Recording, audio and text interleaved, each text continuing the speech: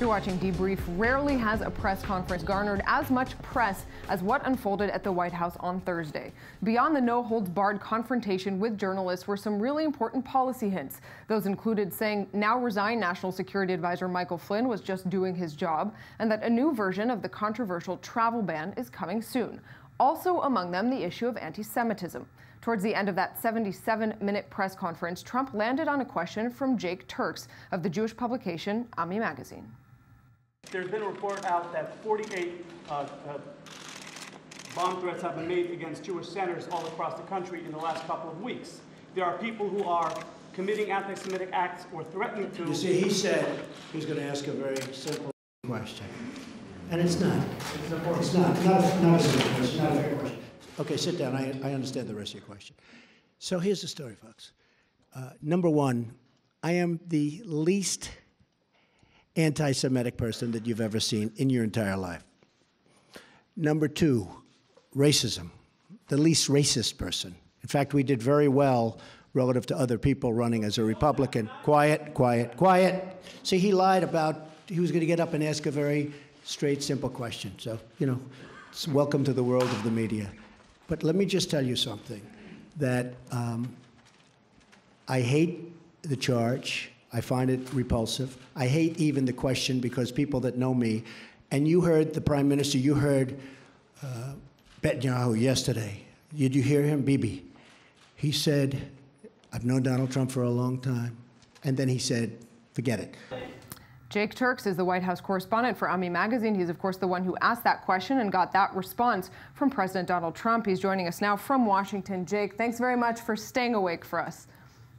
Sure, it's kind of creepy to hear that played all over again. So let's, sorry, but let's take you back there for a moment. Take us through that experience. How surprised were you by President Trump's response to you? Well, look, unfortunately, I definitely understand the president's frustration, as I've seen so many stories unfairly painting him or other members of his cabinet as being anti-Semitic. And as someone who's covered him for the last 2 years, and as someone who's got a lot of friends who've had very close connections with him throughout almost his entire adult life, I know firsthand that the president is not anti-Semitic in any way, and it's highly regretful that while I very clearly made sure to state that in the outset, that somehow did not really translate over well. Why do you think, when the question is clearly not about him personally, and that was reiterated by another reporter who sort of shouted out during that press conference, why not just answer about anti-Semitism in general? Why not issue a condemnation overall? Because, look, the president is very sensitive about this issue, and we don't necessarily blame him for being sensitive to it.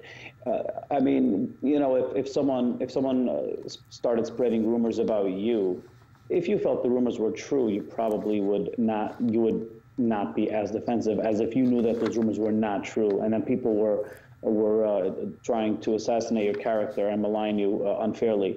So the president is very sensitive to this, and the fact that he is sensitive is something that I frankly find rather hopeful, because it shows that that anti-Semitism is something that really bothers him and really upsets him. And I know that once he understands the intent of the question, not only will he realize that there was no intent to suggest anything of the kind about him, but he will definitely, together with his administration, sit down together with leaders of the community and try to figure out what can be done to tackle this very, very serious issue. Jake, you said once he realizes the intent. After this press conference on Twitter, you also wrote, I think Trump misunderstood my question. Why don't you ask him again? Let's send out a new message to President Trump about what that question actually is.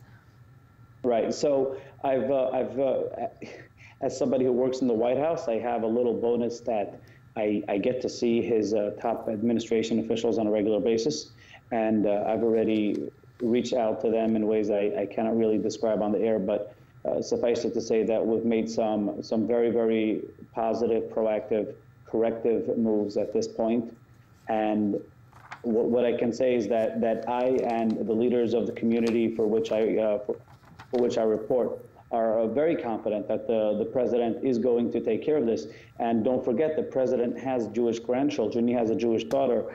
And this is something that he is as concerned about as any grandfather of Jewish children. Jake, on that note, we've heard often that response, and almost any time he gets that question, we hear the response, my daughter converted to Judaism, my grandchildren are Jewish, Jared Kushner is Jewish. Is that a fair response to a question about the state of anti-Semitism in America, which, if we're just to look at numbers from the ADL, 2.6 million anti-Semitic messages during the campaign period between August 2015 to July of the next year? I mean, there are numbers there.